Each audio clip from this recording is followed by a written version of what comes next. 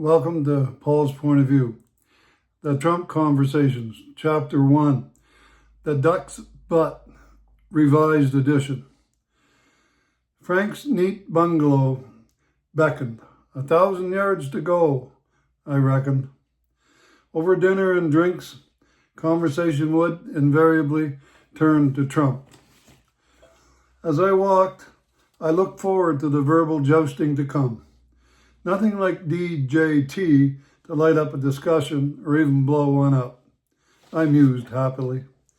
Carney had just bent the knee to Trump 2 days earlier over the Reagan ad. Frank would be furious.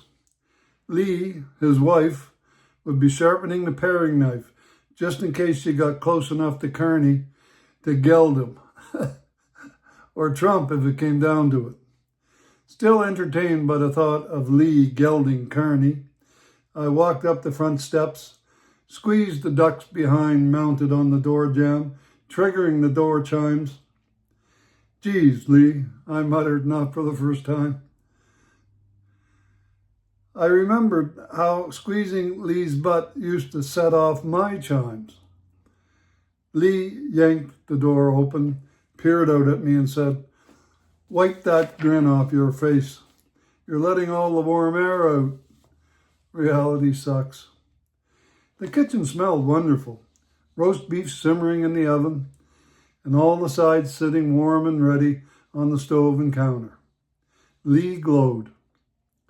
Cheeks flushed a bit from the heat in the kitchen and framed by her shiny, thick black hair. I noted her reflection in the kitchen window was framed by a halo of window fog. It was one of those rare scenes of beauty in life that can never be replicated. I felt privileged to have seen it. "Adam, what are you staring out the window at? Take your damn jacket off so I can put it to dry. It's soaked." Moment passed. I shrugged out of my sodden overcoat and hat and handed them over. "Thank you, Lee. You look especially nice tonight," I added. She flashed a smile, rewarding the compliment. I found Frank enjoying a Maker's neat in front of the fire. "Hey, man," I said. Frank was the picture of happiness. His ruddy cheeks glowed from the fire and the Makers. He had a lot to be happy about. The last 2 dinner guests arrived, and Lee called us to the table. As we were about to sit down, Lee sidled up to me, saying quietly, "Don't you even think about bringing up Trump at the dinner table, Adam," and gave me the stink eye as she moved on. I smiled at her and nodded. I brought up Mark Carney instead. Dinner was delicious. The roast succulent, asparagus salted, buttered, sprayed lightly with vinegar, and baked to a turn. And so it went. Cleanup complete, we retired to the front room and a warm fire. Carney hadn't blown up the dinner. In fact, he'd quickly taken second place to our local race for mayor. I stoked the fire, poured drinks for all, and then settled into my favorite chair. Stabbing my way into the conversation as I sat down, I said, "So, Carney bent the knee to Trump and apologized for the Reagan ad." Then took a sip of my Appleton Estate and waited. Lee frowned, a paring knife frown. Frank sighed happily, knowing it was now on. Ali, husband of Annie and current front-runner for the mayor's race, spoke first. I investigated the context of what Reagan said in the ad, and Doug Ford's people did omit that Reagan did favor using tariffs to protect U.S. interests when needed, but went on to say he's disliked using them, and here's why. There's only the "here's why" in the ad. That's what pissed Trump off, and it's also why CBS and other outlets are paying big settlements to Trump for broadcasting deliberately skewed anti-Trump narratives. Then Lee let loose. "Yeah, Well, he shouldn't have apologized to Trump.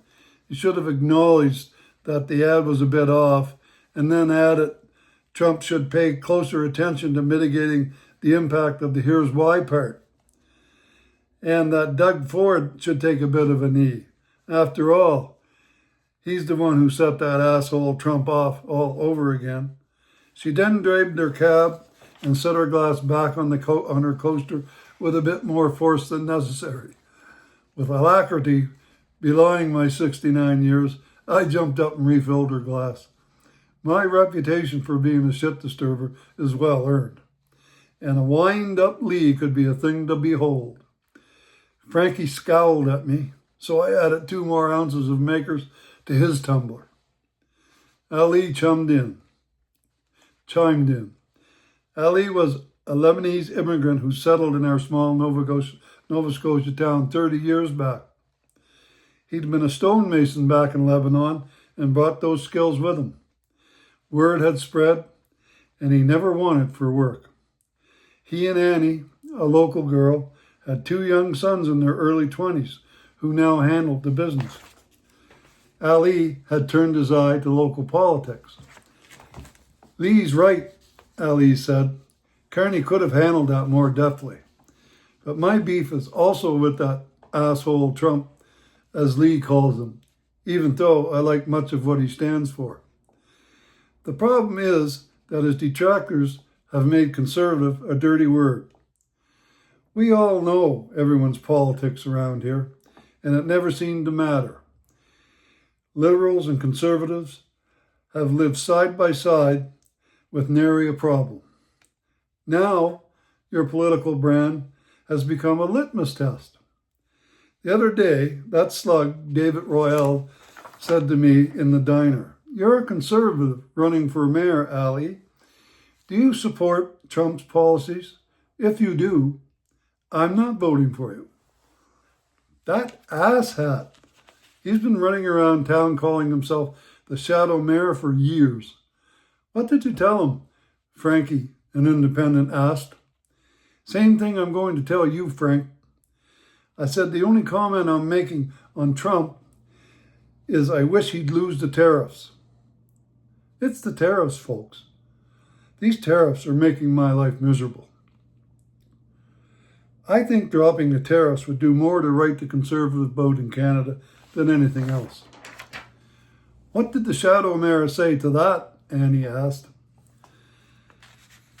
I said, I don't like that answer much, Ali. Maybe I should run for mayor myself. I leaned forward and said, I should set up a meeting with him and encourage him to do just that. I'll offer to donate $10,000 to his campaign if he does so. Why don't you just give me the $10,000, said Ali. If he gets into the race and I donate that money to him, I'm donating it to you anyway, Ali. He'll split the Liberal vote and you'll walk right up the middle into the mayor's office. He won't run for mayor, said Lee. He knows he'll lose, so he talks big, but stays on the sideline and snipes. He's a snipe. He's always been a snipe. What's more, said Frank, he's a coward. He's never taken a public position until he's dead certain that he's on the winning side of it. What a snake. I had an idea. This whole litmus test thing has really taken off over the last few years, I said. It's bad on both sides of the border. Even people in this town who've been on friendly terms for years are no longer on speaking terms. It was my personal view, though, that Trump was bearing the brunt of the blame for this yawning new chasm between left and right. Its meteoric growth was due to far more sinister forces than MAGA at work, a convenient scapegoat, if you will. What in God's name has Trump done to be blamed for the rise of this litmus test crap, I asked. Give me some examples. Quick introspection took hold as I walked around the cheery room filling glasses. Frank found his voice first. He's running around down there using the military like the Gestapo and rounding up innocent people and throwing them in the gulag. He's a freaking fascist, breaking laws at every turn. That's dividing people. Their constitution means nothing to him. Lee and Annie both nodded and sipped their drinks. Allie sat stone-faced. I smiled at Frank, seeing the Frank of old. All 5'0" of him, going toe-to-toe with the other team's hulking enforcer during one of our high school hockey games. He got a few haymakers in before the brute ragdolled him while driving powerful lefts at his exposed head, before the ref saved his life. No visors in those days either. We'd all been impressed by Frank's moxie. You are not that stupid, Frank. I'm just disappointed to see you sit there repeating talking points and Chiron headlines like they are facts. You're getting lazy, not doing your homework. That's half the reason why this political litmus test has taken root. People are taking everything being said at face value. Trump has complied with every court decision to the contrary of his position. They say stop, he stops. That's not fascism. That's living by the rule of law. And gulags are where they took Jews, gypsies, gays, and communists to be gassed, then burnt in ovens. Conversely, the illegals are placed in humane detention centers, provided with lawyers, and properly fed. Nothing fascist about that. Lee chimed in, cheeks ruddy from the wine and fire, her fighting spirit on the rise. What about what's going on in Chicago? They're yanking people off the street for being brown. Pritzker's right. That's Gestapo-like behavior. Frank is right about that. Yeah, Annie joined the Gestapo chorus. Riddle me that, Batman. If Allie lived in Chicago, they might pull him off the street just for being brown. I snorted. Come on, Annie. 95% of the people are after are brown. You're hardly racially profiling by color if your entire target group is the same color. As for Pritzker, why does he protect the nasty critters that are terrorizing his own people? Why does he divert funds to provide expensive health care and other welfare benefits to illegal immigrants to the detriment of legal citizens? Doesn't charity begin at home? His outrageous Nazi and Gestapo allegations are ripping the national fabric to shreds down there. Why? I spat. You riddle me that, Annie. The temperature in the room was rising. What about threatening to annex us? Said Frank, his eyes boring fiercely into mine like the proud Canadian I knew him to be. That sound like wannabe dictator talk to me.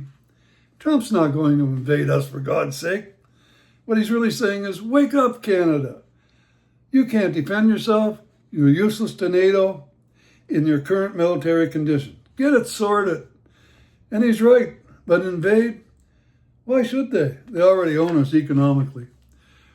1 hour on, I found myself at the kitchen door wearing a dry coat and ready to carefully plod home to my humble old cottage. Frank was snoring lightly in the chair. What were you grinning at when I opened the door earlier? Lee asked. Busted. Should I deflect or just tell the truth? It occurred to me after I squeezed that goofy duck butt door chime of yours how I used to squeeze your butt all those years ago and it set off my own chimes. I grinned. She surprised me with a fond smile. Suddenly it was gone and she was showing me out the door. Walk carefully, she said, and as the door closed, she muttered, horny old goat.